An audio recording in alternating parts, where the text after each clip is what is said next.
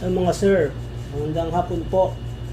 Mag-unboxing po tayo ng FX Barbers model FXR9. Galing po sa store na MDL Clippers and Barber Supply.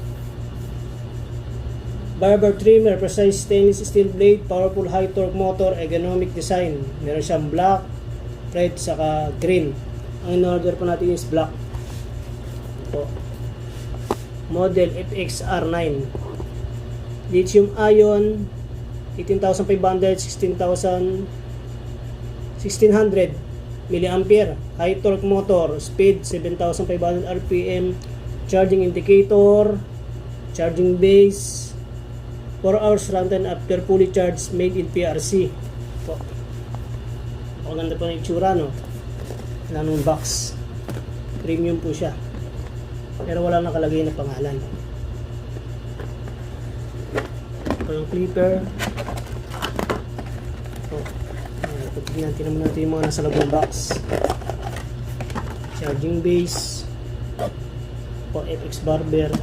Charging cord.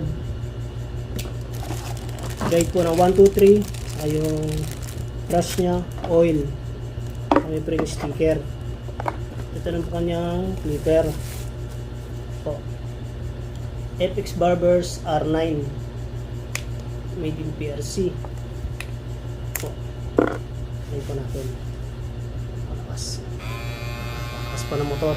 Hindi po siya mapipigilan po dito. Malakas. Hindi po siya kayang pigilan. Po.